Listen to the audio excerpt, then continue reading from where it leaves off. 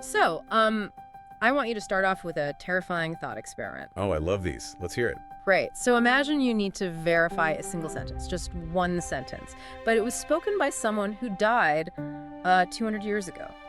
Okay, pretty tough. Right, but you have no internet, you have no recordings, there's literally no written transcript from the time the person actually said it. So you are relying entirely on word of mouth. Exactly. You only have people telling you what, their grandfather heard from his teacher, who heard it from a merchant, who maybe heard it from the original source. And here's the kicker. If you get it wrong, if you validate a lie or reject a truth, you aren't just making some tiny footnote error in a history book. No, you are potentially altering the religious law and the moral code for millions of people. Forever. It's so wild to think about. It really is the ultimate high-stakes game of telephone. And the people who volunteered to play this game in the 8th and 9th centuries, they weren't just sitting in quiet libraries dusting off scrolls. Right, they were detectives. They were detectives, they were travelers, and very often they were political dissidents. And that is the part that really stood out to me in the research for this deep dive. We usually see these names on the spines of old books, names like Bukhari, Muslim, Kulaini, and we just assume they were these dutiful, quiet scribes. Right, just sitting at a desk all day. Yeah. Yeah. But the reality is so much more, Indiana Jones. These guys were crossing entire deserts, they were getting robbed on the highway, they were getting thrown in prison, all just to verify a single quote. I mean, it is arguably the most ambitious knowledge management project in the pre-modern world. So today we are looking at the giants of this tradition, specifically from the 8th to the 11th centuries. And we really have to cover the whole spectrum here to do it justice. We are talking about Sunni 6 books, the Shia 4 books, and the completely distinct Ibadi tradition. And as we go through these sources, the central tension isn't just, did he say it or not? It seems to be this massive battle between two opposing forces, preservation and authentication. That is the core conflict right there. On one hand, you have this desperate impulse to save absolutely everything. Because the generation that actually knew the early history is dying out. Exactly. That is the preservation side. But on the other hand, you have authentication. You need to filter out the genuine mistakes, the outright forgeries, and the heavy political propaganda. And doing both of those things at the same time is incredibly difficult, especially when the emperor, the caliph, essentially has a sword at your throat and wants history written his way. So let's start where this transition actually happened. We aren't starting with the guys traveling the world just yet. We are going to start in the city of Medina with Imam Malik ibn Anas. The pioneer. Malik is really unique here because he didn't feel the need to travel the world. He lived in Medina, which is the city where the Prophet established the state and lived his final years.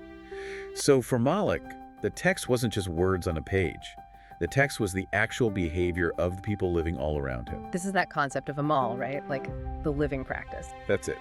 Malik's whole argument was, why should I trust a single narrator who comes to me and says, I heard the Prophet say do X, when I can literally look out my window and see 1,000 descendants of the companions doing Y. So he trusted the communal memory over the isolated report? Correct. It is like crowdsourcing versus a single eyewitness.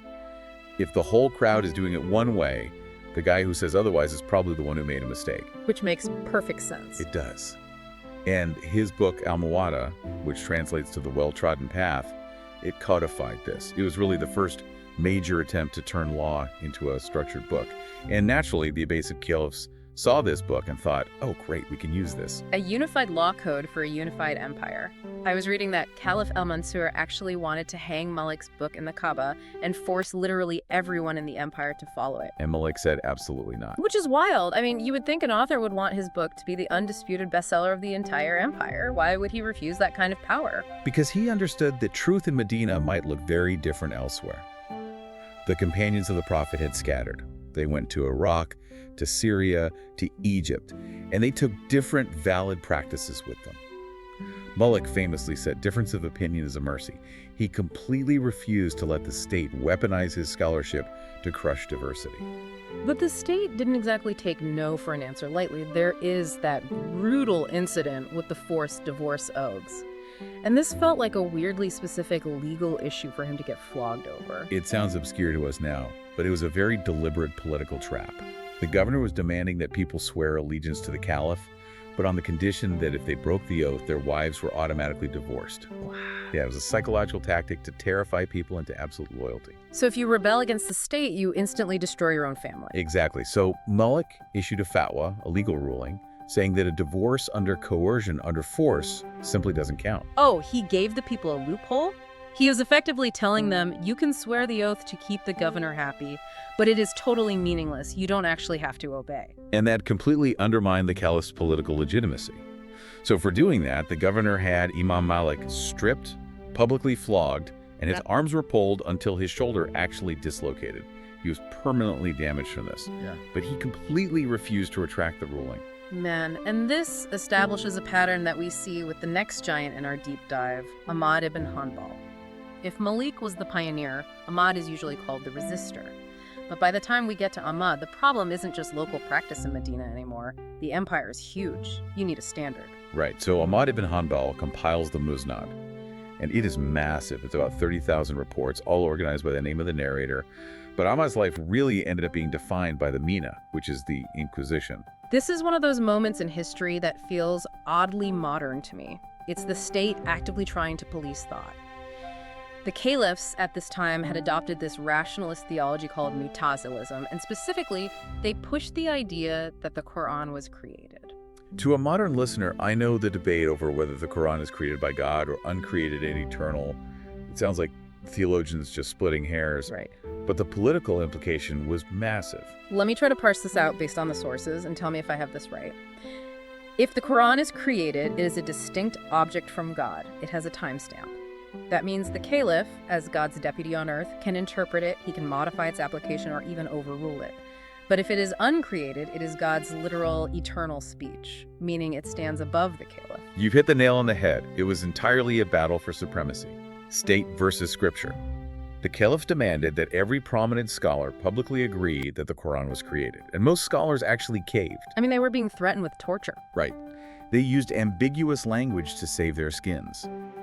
But Ahmad ibn Hanbal refused. And he paid a heavy price for it. He was imprisoned by 3 different caliphs. He was beaten so badly that he carried the scars for the rest of his life. He did.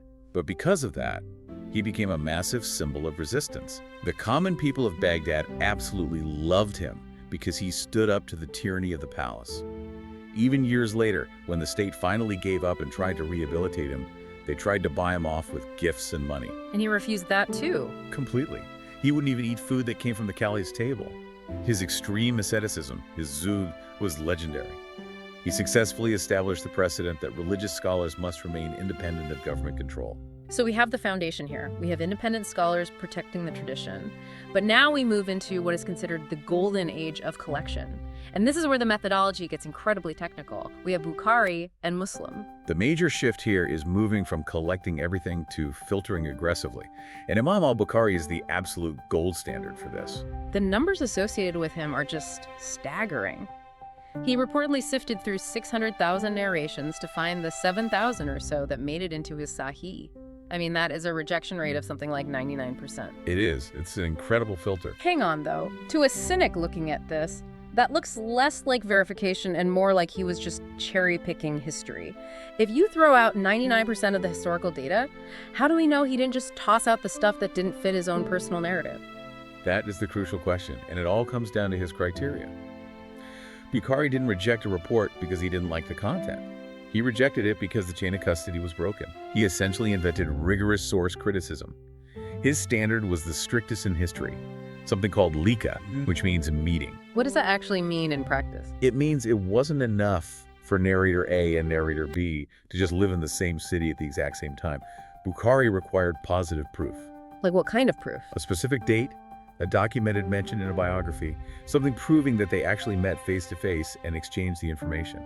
Oh, so he demanded the receipts. It was literally pics or it didn't happen. Basically, yeah. If he couldn't objectively prove that they met, he wouldn't call the report sahih or authentic. Now, he might still write it down in his personal notes, but it was not making the final cut of the main book. That is intense. And yet, there is a taboo question we have to address here. Because even with that insanely strict filter, critics point out that Bukhari included some really weird hadiths. Like reports about the sun prostrating under the throne of God at night, or dipping a fly in your drink because one wing has disease and the other has the cure. How does the gold standard include stuff like that? It is a common critique. Yeah. But the defense from scholars is that Bukhari was grading the transmission, the chain, not giving a scientific endorsement of the text. His job was to prove the prophet actually said it. How you interpret what was said, whether it is literal, metaphorical, or tied to a specific context, that is the job of the theologians and the scientists, not the hadith collector. That makes a lot of sense. He was just securing the raw data. And the strictness is where he differs from his famous student, Imam Muslim. Right, Imam Muslim wrote the other major Sahih. His book is arguably much better structured. It reads more like a logical, scientific manual. But his criteria were slightly different. He accepted something called contemporaneity. Meaning they just lived at the same time? Yes.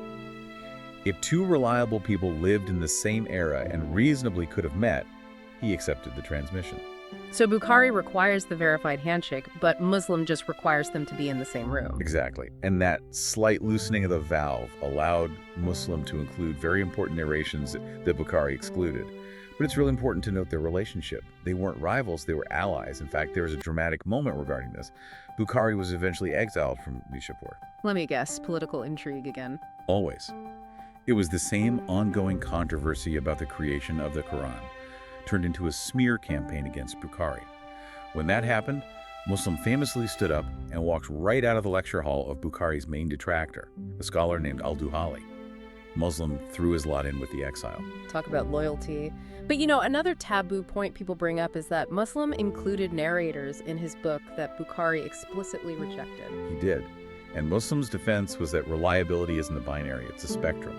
A narrator might have a weak memory in his old age, but be perfectly reliable for reports he transmitted in his 20s. Which brings up a huge issue. If you only keep the gold standard hadiths like Bukhari did, you lose a lot of practical everyday information.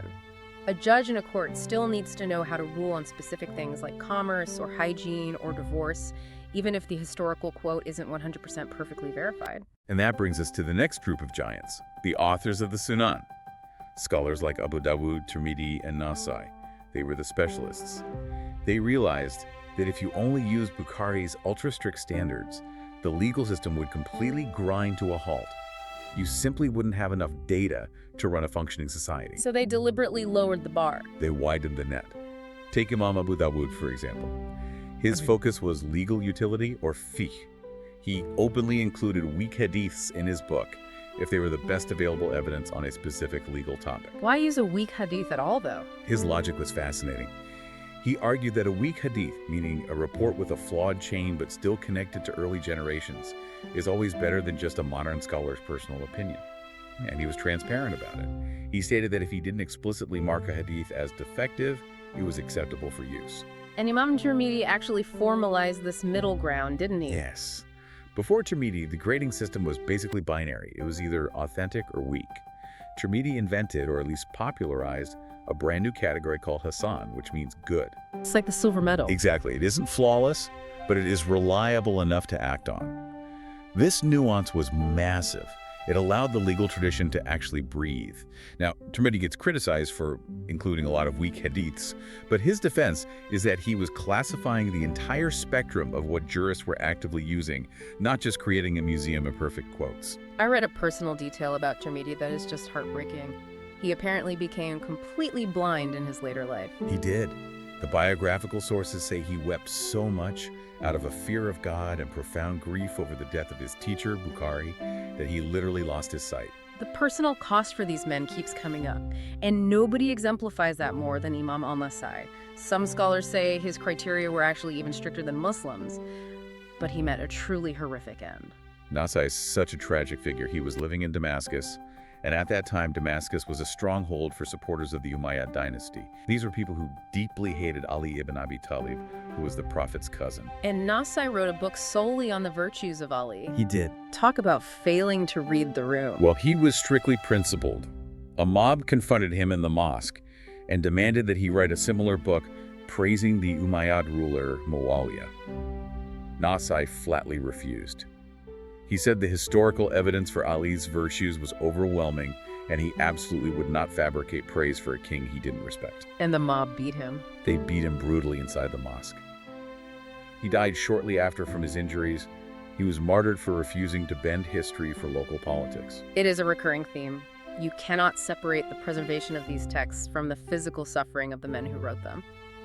Now, we also have to mention Ibn Majah to round out the Sunni 6 books. Yes, the latecomer. His Sunan was the last to be officially canonized. It has very high utility because it contains a lot of unique hadiths not found in the other 5 books. But the trade-off is that it has the highest number of fabricated or very weak reports. Right, but it was eventually included in the canon precisely for that unique content. Now, up to this point, we have focused heavily on the Sunni tradition. But there was a completely parallel intellectual project happening at the exact same time in the Shia world. And we really need to understand how different their detective work was. The Shia methodology is fundamentally different because their foundational source of truth is different. How so? Well, for Sunnis, divine authority ends with the prophet. So the chain of narrators going back to him is everything. But for the Shia, the Imams, the descendants of the prophet, the Al-Bayt, they're also divinely guided sources of tradition. So if an imam says this is the law, you don't necessarily need to trace that quote all the way back through a chain to the prophet for it to be valid. Exactly. The imam is a living, speaking source of truth. But the Shia collectors faced a massive historical crisis that the Sunnis didn't, the occultation. You were talking about the disappearance of the 12th imam. Right. Suddenly, this living connection to divine guidance is gone. It's called the minor occultation.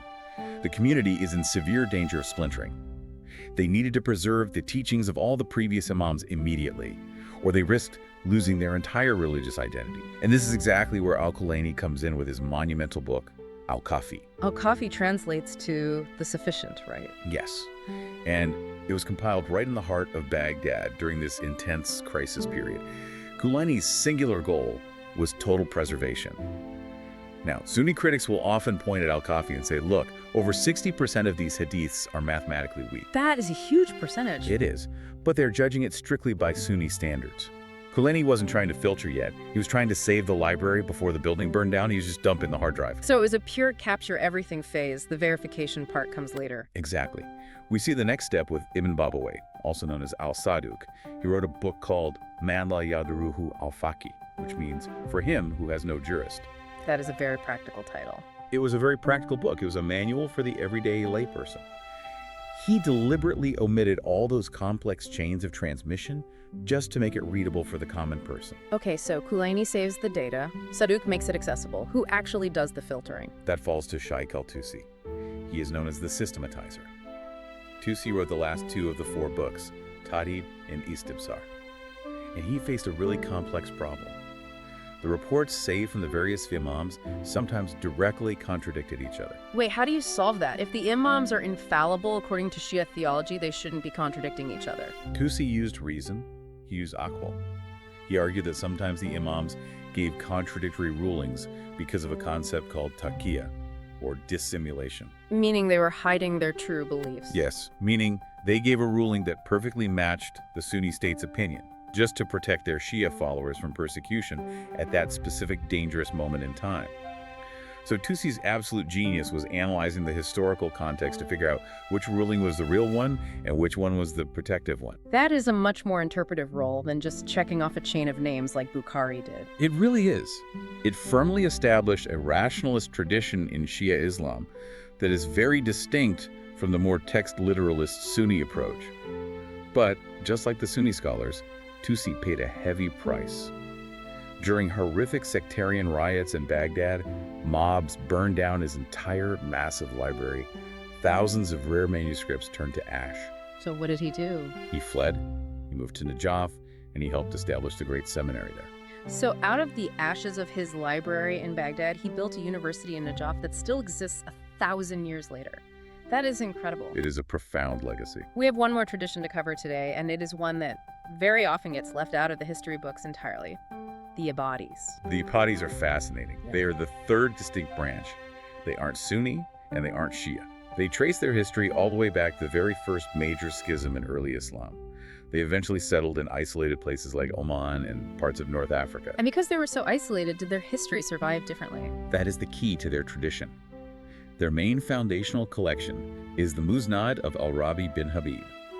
Because the Ibadis were geographically isolated in the remote mountains of Oman and the deserts of Algeria, Their texts were largely protected from the massive political pressure cookers of Baghdad and Damascus. So it is kind of like a historical time capsule. It really is. It represents a stream of transmission that absolutely did not pass through the Umayyad or the Abbasid royal courts.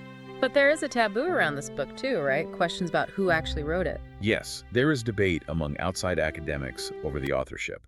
Did al-Rabi actually write it in the early period, or was it arranged much later by another scholar named al-Warjalani? But regardless of that debate, for the Ibadis, it is the most authentic link because it completely bypasses the political corruption of the major empires. And for historians today, it offers a vital triangulation point. A way to cross-reference what the Sunnis and Shias were saying. So when we zoom out and look at this entire landscape, Malik being flogged, Ahmad tortured, Bukhari exiled, Tirmidhi going blind, Nasai murdered, Tusi fleeing a burning library, what are we actually looking at here? Because to me, it seems like we are looking at the literal invention of information literacy. I think that is the perfect way to frame it. Think about the era you and I live in right now. We are completely drowning in content. We have deepfakes, we have state misinformation, we have AI-generated text. Half the time, we don't know what is true. And these scholars were facing the medieval analog version of that exact crisis. They were. And they didn't just throw up their hands and give up. They invented massive, complex systems. They developed multi-volume biographical dictionaries just to track who was a known liar and who was honest. They cross-referenced geographical data to see if people could have met. They analyzed linguistic patterns and to spot clumsy forgeries. But they also accepted their limitations. I think that is what makes them so compelling to study. Bukhari didn't finish his book and say, I have captured the entire flawless truth of God. He essentially said, this is the absolute best I could do with the tools I have. No collection was considered perfect by its author. And the fact that they openly disagreed with each other is actually a feature, not a bug. The Shia method naturally challenges the Sunni method. The legal specialist challenges the Hadith purist. This constant friction forces you to think. It prevents the entire tradition from just becoming a fossil. It forces every single generation to reevaluate the evidence. It is a powerful reminder that truth isn't something you just find lying on the ground. It is something you have to actively filter, verify, and really struggle for. And sometimes you have to be willing to be exiled or imprisoned for it. Which is a pretty sobering thought for you to mull over the next time you retweet something without checking the source. In an age of absolute information overload, do we actually appreciate the rigorous filtering these scholars invented? And does the fact that they debated authenticity make the tradition weaker or infinitely more robust because it demands critical thinking? Think about that. Thanks for joining us on this deep dive into the giants of Hadith. It was a pleasure to be here. Stay curious, and we will catch you on the next one.